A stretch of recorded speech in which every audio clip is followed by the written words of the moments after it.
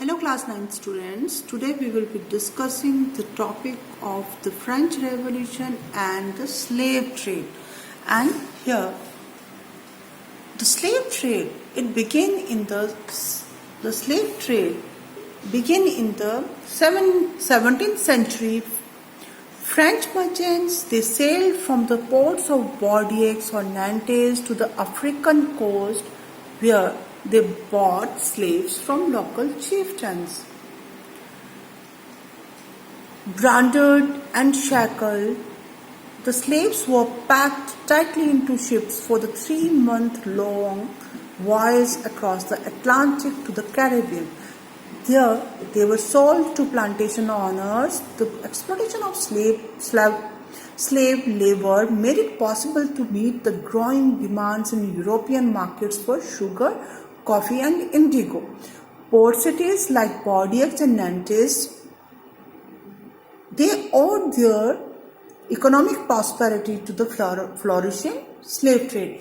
तो यहाँ पर हम देख रहे हैं कि जो स्लेव ट्रेड था, जो स्लेव्स का जो व्यापार था वो 17th सेंचुरी में शुरू हुआ और फ्रांस के जो मर्चेंट्स व्यापारी थे वो बॉर्डेक्स और नैंटेस से अफ्रीकन के जो कोस्टल एरिया था, तटीय इलाका था, वहाँ से जाते थे और वहाँ से वो स्लेव्स को खरीद करके, गुलामों को खरीद करके और लोकल जो उनके मुखिया थे उनको लेकर के उनके पास वो जाते थे, उनसे लेते थे और ब्रांडेड एंड शैकल, उनको ब्रांड दिया जाता स्पेशल कि ये इस ब्रांड के, एंड शैकल मतलब उनको बांध करके स्लेव्स वो pack tightly into the ships में वो टाइटली पैक हो जाते थे।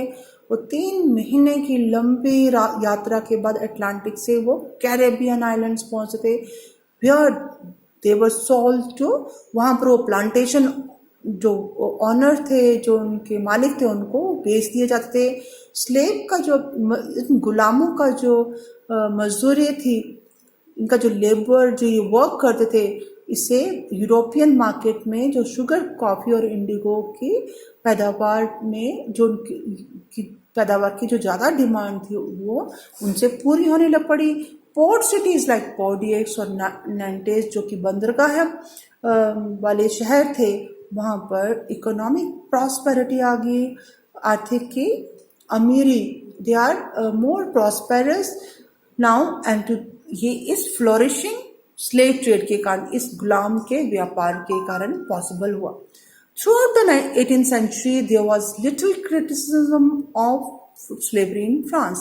The National Assembly held long debates about whether the rights of men should be extended to all French subjects, including those in the colonies, but it didn't pass any laws.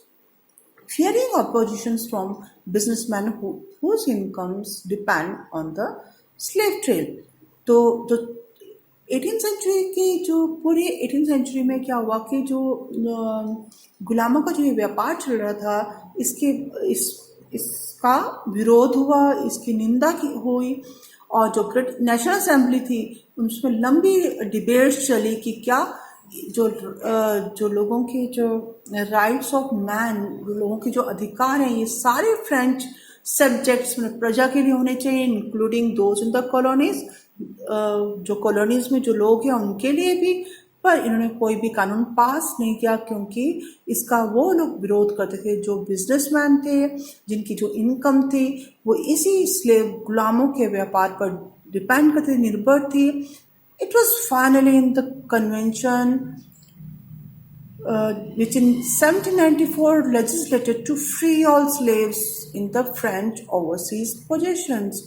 जितने भी France के जो इलाके हैं जो कि उनके possession में है, उनके पास जो भी कॉलोनीज है, वहाँ पर स्लेव्स को, सारे गुलामों को फ्री करने के लिए 1794 की कन्वेंशन में ये पास हो गया, लॉ पास हो गया। This however turn to be a short term measure, ये बहुत छोटे टाइम के लिए हुआ। 10 years later Napoleon he again reintroduced slavery. Plantation owners understood their freedom as including the right to enslave African Negroes in pursuit of their economic interest. Slavery was finally abolished in French colonies in 1848. तो Napoleon ने again फिर से slavery को reintroduce कर दिया, फिर से slavery प्रथा शुरू हो गई। प्लांटेशन के जो ऑनर्स थे, जो कि डिफरेंट डिफरेंट रबर, कॉफ़ी या टी जो प्लांटेशंस के जो मालिक थे, उन्होंने समझ के कि ये जो फ्रीडम है, ये जो आज़ादी है, इसमें ये भी इंक्लूड है कि जो अफ्रीकन निग्रोज हैं उनको वो स्लेव्स बना सकते हैं अपने इकोनॉमिक अपने आर्थिक फायदे के लिए। स्लेवरी लेटर ऑन 1848 में पूरे फ्रांस में अबॉलिश हो गई, मतलब ख़त्म कर दी गई प्रथा। The revolution and everyday life, here we will study about the revolution and the everyday life. Can politics change the clothes people wear, the language they speak, or the book they read? The years following 1789 in France saw many such changes in the lives of men, women, and children. The revolutionary government took it upon themselves to pass laws that would translate the ideals of liberty and equality into everyday practice.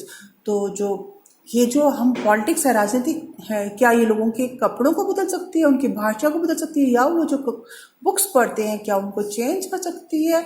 तो 1789 के बाद का जो France है उसमें ऐसी बहुत सारी चेंजेस आए देखी हैं। Lives of man, women and children. Revolutionary government, जो क्रांतिकारी गवर्नमेंट थी, उसने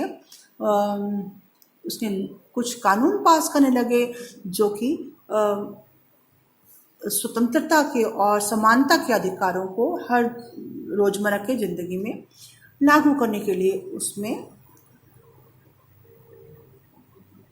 आइडियाज को प्रोपगेट किया, उसको फैलाया। One important law that came into effect soon after the storming of the Bastille in the summer of 1789 was the abolition of censorship.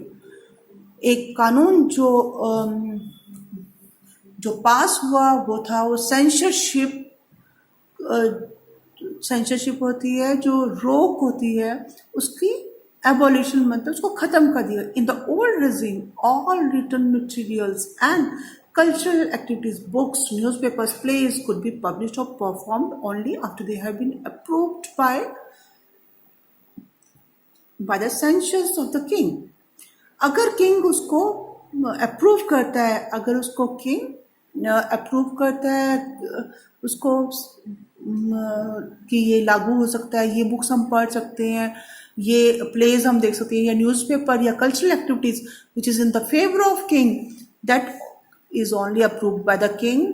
Sensor था उसमें, अगर वो नहीं है उनके अकॉर्डिंग है तो उस पर उसको रोक थी, सेंसर था उस पर।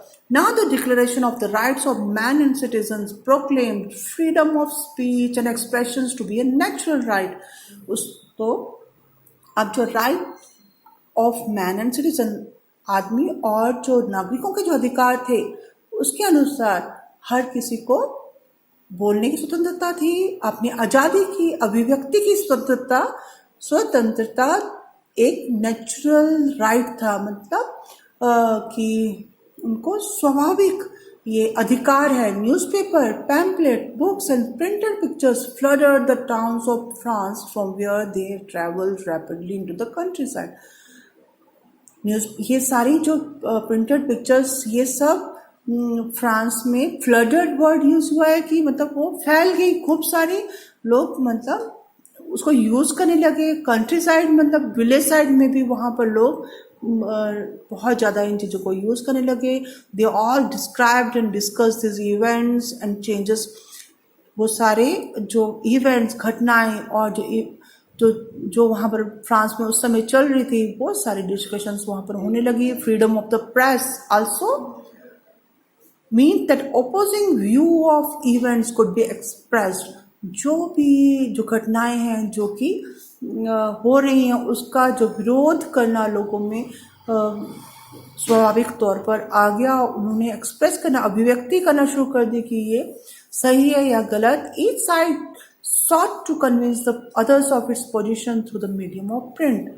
प्रिंट का मीडियम भी यूज होने लगा और लोग लिख करके अपनी बातों को कहने लगे। Play, songs, festive processions, festive जो त्योहारों में जो बाहर निकलते हैं, वो जुलूस निकालते हैं, उसमें they attracted large number of people. This was one way they could grasp and identify with ideas such as liberty और justice.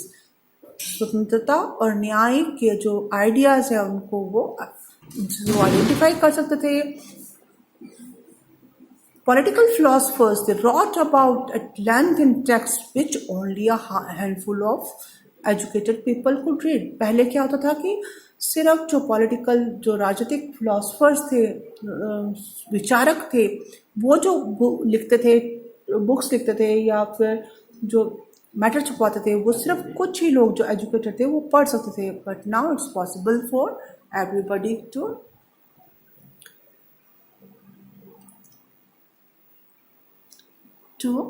the patriotic fat-reducing press. This anonymous print of 1719 seek to make the idea of justice tangible. So,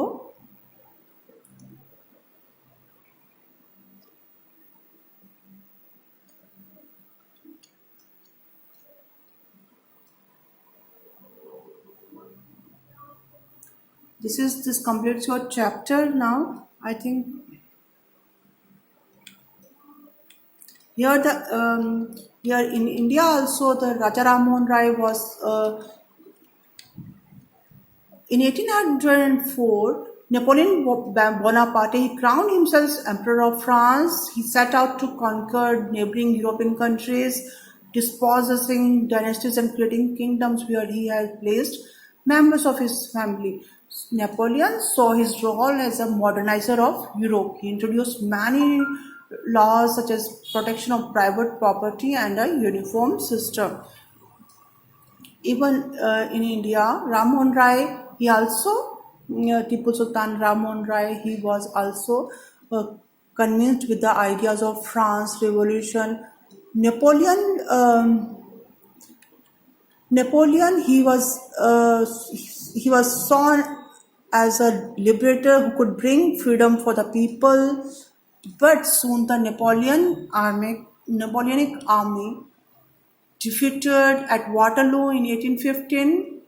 उसके जो measures थे revolutionary ideas के दूसरे Europe के different parts में चले गए.